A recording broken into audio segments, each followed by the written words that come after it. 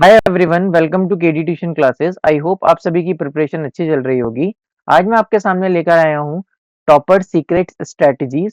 इसका मतलब यह है कि टॉपर्स अपने एग्जाम में ऐसे क्या लिख कर आते हैं कि उनके 100 आउट ऑफ 100 मार्क्स आते हैं। तो आज इन चीज़ों को देखते हैं। काफ़ी टॉपर से बात करने के बाद मुझे पता चला है और मैं आज उन्हीं को आपके साथ शेयर करने वाला हूँ। तो चलिए वीडियो को शुरू करते हैं। सबसे पहले क्वेश्चन पेपर तो चलो बाद में देख लेंगे। सबसे पहले जो आंसर शीट आपको मिलती है, इस आंसर शीट में ओएमआर मिलता है। तो सबसे पहले उस ओएमआर को अच्छे से देखें, केयरफुली उसकी इन्फॉर्मेशंस को पढ़ें और उसमें अपनी इन्फॉर्मेशंस को अच्छे से लिखें।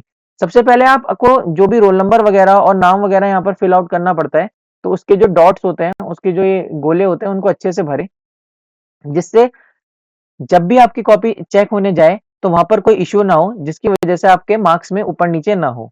ठीक है। उसके बाद क्या होता है कि आपको जो क्वेश्चन पेपर मिलता है उसको 15 मिनट पढ़ने के लिए दिए जाते हैं। तो उन 15 मिनट को इधर उधर देखने में वेस्ट ना करें। एकदम से फोकस होकर क्वेश्चन पेपर के सारे इंस्ट्रक्शंस को अच्छे से पढ़ें। जब क्वेश्चन पेपर के सारे इंस्ट्रक्शन आप अच्छे से पढ़ेंगे, जैसे कि उसमें सेक्शन में एमसीक्यू दे रखा है, सेक्शन ए में, सेक्शन बी में आपको 2 मार्क्स के क्वेश्चन दिए हैं, सेक्शन सी में आपको क्वेश्चन दिए हैं, सेक्शन डी में, तो आपको जितने सेक्शन दिए हैं आपके दिमाग में क्लियर होना चाहिए कि 2 मार्क्स के भी क्वेश्चन है, 4 मार्क्स के भी क्वेश्चन है, 3 मार्क्स के भी क्वेश्चन है। तो इस इंस्ट्रक्शन को अच्छे से पढ़ लें। इंस्ट्रक्शन पढ़ने के बाद सभी क्वेश्चंस को अच्छे से वर्ड टू वर्ड स्टडी करें। मतलब आपको शब्द से शब्द आपको पढ़ने पड़ेंगे। आपको ऐसा नहीं कि आपने नजर मारा, हाँ ये तो हो जाएगा, ऐसा नहीं होता। क्वेश्चन पेपर में क्वेश्चंस को अच्छे से पढ़ना है और उसका डिसाइड करना है कि कौन से क्वेश्चंस पहले करने हैं और कौन से क्वेश्चंस बाद में करने हैं। जो क्वेश्चन पेपर में आपको क्वेश्चंस अच्छे से आते हैं, जिसमें आपको लगता है कि हाँ यार ये तो हो ही जाएगा, तो उसको आपको पहले अटेम्प्ट करना है। और जो क्वेश्चन पेपर में आपको लगता है कि क्वेश्चन पेपर में कि उस क्वेश्चन को करने में आपको टाइम लगेगा, तो उस क्वेश्चन को आपको बाद में करना है। अपनी चॉइसेस को क्लियर रखनी है कि हाँ यार मेरे को ना पहले एमसीक्यूज आते हैं, तो पहले आप एमसीक्यूज को अटेम्प्ट करें। हाँ मुझे क्वेश्चन नंबर 2 वाले ज्यादा आते हैं, तो पहले क्वेश्चन नंबर 2 को अटेम्प्ट करें। अब इन्हीं चॉइसेस में कई बार क्या होता है कि आपको कोई क्वेश्चन दिया है और उसी में और इंटरनल चॉइसेस होती है कि आपको ये वाला क्वेश्चन करना है या ये वाला क्वेश्चन करना है। तो सबसे पहले आपको डिसाइड करना पड़ेगा।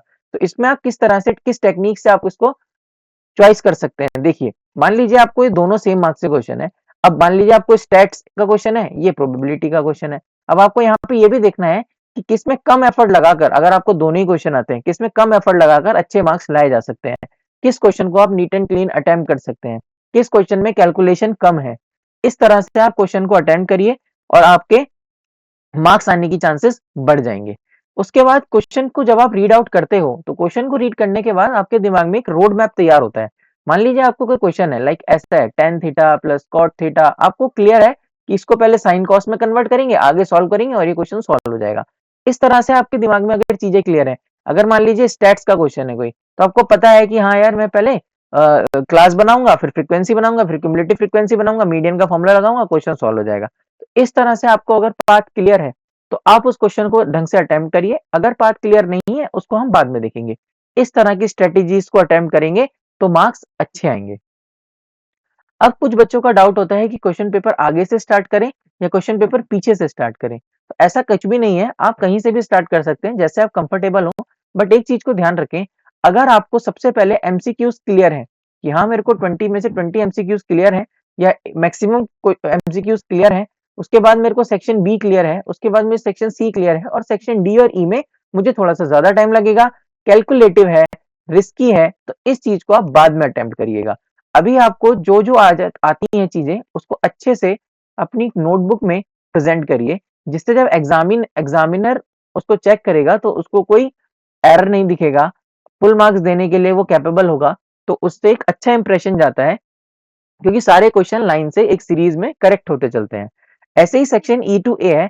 अगर आपको ऐसा लगता है कि आपको बड़े क्वेश्चन ज्यादा अच्छे से आते हैं, तो फ्रेश माइंड आपका होता है, इस फ्रेश माइंड में आप अपने बड़े क्वेश्चन अटेम्प्ट करिए।